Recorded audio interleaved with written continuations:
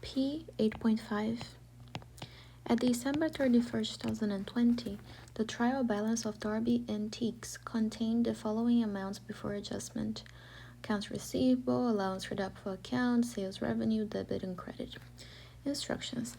Based on the information given, which method of accounting for bad debts is Darby using? The direct write-off method or the allowance method? How can you tell? Well, this one we definitely know that they are using the allowance method. And why is that? Because if they use the direct write-off method, they wouldn't have the allowance for doubtful accounts account, right? So we know that it is the allowance method because only the allowance method has this account, the allowance for doubtful accounts account. All right, this one is pretty easy. B. Prepare the adjusting entry at December 31st, 2020 for bad debt expense, assuming an age schedule indicates that 11,750 of accounts receivable will be uncollectible. Well, as I said before, every time you have this exercise asking you to prepare an adjusting entry for bad debt expense, what that means is that they want you to make a T account for the allowance for doubtful accounts account. So here we're gonna make allowance for doubtful accounts T account, and here I'm gonna have a minus and a plus just like before. Yeah, and then here I'm also going to copy this because we're gonna need this in the future. Okay, all right, so let's see. Here they say that indicates that 11,750 will become incollectible. This is the final amount, right? And if they didn't say anything, that means that it is a positive, so we're gonna have this here. But it already had a beginning balance, right? Here it says that it had a credit of 1,000, so we're gonna put the 1,000 on the credit side. So what they want to know is the bad debt expense. So it is how much do I have to add or subtract this amount in order to become this. So here I'm gonna put an X, and we're gonna use algebra to solve it. So 1,000 plus X. I know that this is a plus X because the X is in this column here, right? It is on the credit side, and the credit side for allowance for doubtful accounts is a plus, equals 11,750. X equals 11,750 minus 1,000. So here we're gonna have 10,750, and this is my bad debt expense. Here they ask us to make the adjusting entry at December 31st of 2020. So here we are going to have December 31st of 2020. And here, what do we write? We're gonna have bad debt expense followed by allowance for doubtful accounts, right? And the value that we're going to be using is just going to be the one that we just found, which is 10,750 for both of them. Okay, this one is letter B. C. Repeat part B, assuming that instead of a credit balance, there is 1,000 debit balance in the allowance of doubtful accounts. Okay, so over here, I recommend you to make another one. It's because I can do this because I'm using a tablet. But make another one, and then here, the ending value is going to be the same, right? It's just 11,750. What changed was the beginning balance. Here they said that there is a credit balance, there is a debit balance of 1,000, right? Which means that it is on the debit side, which is this one.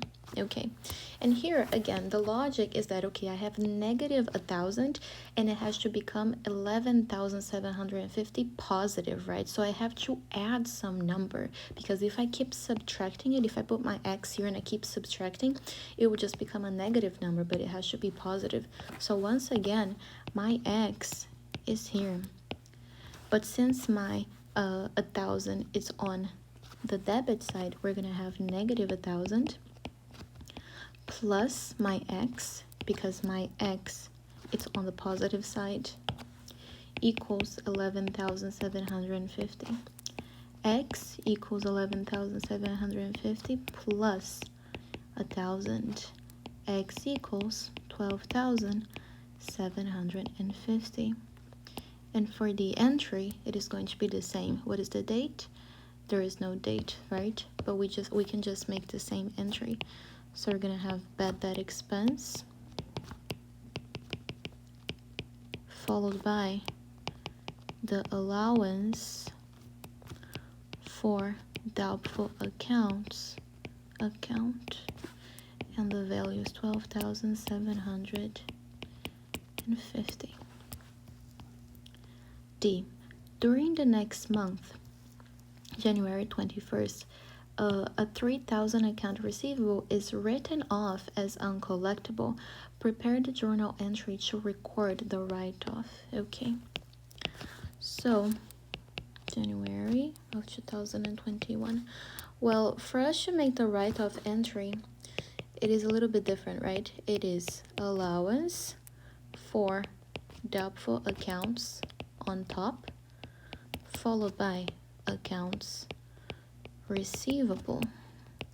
And if you have been following my previous videos, you already know why the entry looks like that. But just in case you haven't, well, the allowance for doubtful accounts, it is a minus and a plus, and this position is on the minus, right? So it is on the debit position. So we are decreasing my allowance, right? Because I'm writing this account off, which means that I'm basically saying I'm giving up this account. This person is not gonna pay me no matter what. So I have to decrease my allowance, the allowance that I have originally prepared for situations like this. This is a situation that I know that I'm not going to get my money back, so I have to decrease my allowance.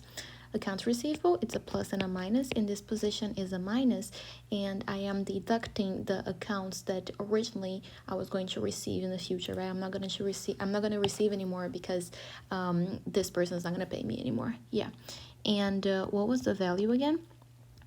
3,000, right? Okay, so here we're going to put 3,000, and that's it. Okay. E. Let's see what it says.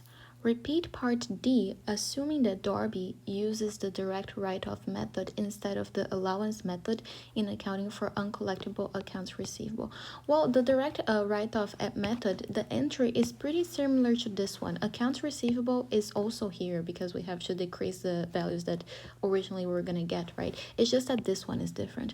Remember that for the direct write-off method, we don't have allowance for doubtful account. There's no such thing. We don't have that account. So we're just gonna debit to bad debt expense. So our entry on the bottom, it is the same. It is accounts receivable for the same reasons that I just mentioned to you on letter D. But on top, we're gonna have bad debts expense because this expense is going up.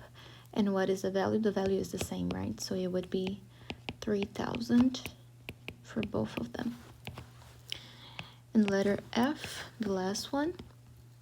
What type of account is allowance for doubtful accounts? How does it affect how accounts receivable is reported on the statement of financial position at the end of the accounting period? Well, allowance for doubtful accounts, it is a contra asset account. More specifically, this asset over here is the accounts receivable. It is a contra accounts receivable account. And that means that we are going to subtract this allowance for doubtful accounts from the accounts receivable account. So that means that it reduces the accounts receivable value, right? And something else is that we normally take away this allowance for doubtful accounts from the accounts receivable in order to get what we called an RV or CRV, right? Which is the net realizable value or cash realizable value. And that's how it relates to the accounts receivable account in a financial statement.